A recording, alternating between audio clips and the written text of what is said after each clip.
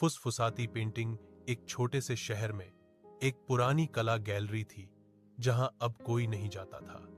धूल फ्रेम पर जमी हुई थी और कोनों में जाले नाच रहे थे, लेकिन सभी भूली हुई पेंटिंगों में एक अलग थी।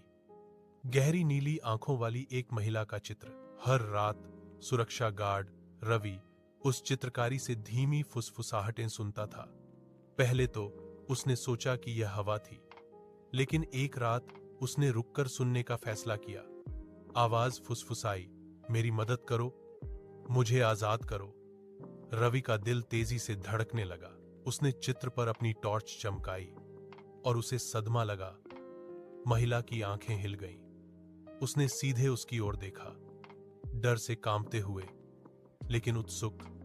रवि ने चित्र की सतह को छुआ। अचानक कमरे में ठंडी हवा चली और वह अंदर खींच गया। उसने खुद को एक पुराने मोमबत्ती से जगमगाते हवेली में खड़ा पाया। वही महिला उसके सामने खड़ी थी, अब जीवित। उसने कहा, मुझे 100 साल पहले एक ईर्ष्यालु चित्रकार ने शाप दिया था। केवल वही जो आधी रात को मुझसे मिलने के लिए पर्याप्त बहादुर होगा, शाप तोड़ सकता है। रवि ने सिर हिलाया। जैसे ही उसने किया, मोमबत्तियां बुझ गईं। कमरा छायाओं, फुसफुसाती आवाजों और स्वयं चित्रकार की क्रोधित आत्मा से भर गया। लेकिन रवि चिल्लाया, तुमने उसे फंसाया, तुम उसे हमेशा के लिए नहीं रख सकते। और फर्श पर पड़ी शापित ब्रश को पकड़ लिया। उसने उसे 2 टुकड़ों में तोड़ दिया। मकान हिला, प्रकाश हॉल में भर गया और रवि को गैलरी में वापस फेंक दिया गया। पेंटिंग गायब हो गई थी, एक खाली सुनहरे फ्रेम से बदल दी गई थी।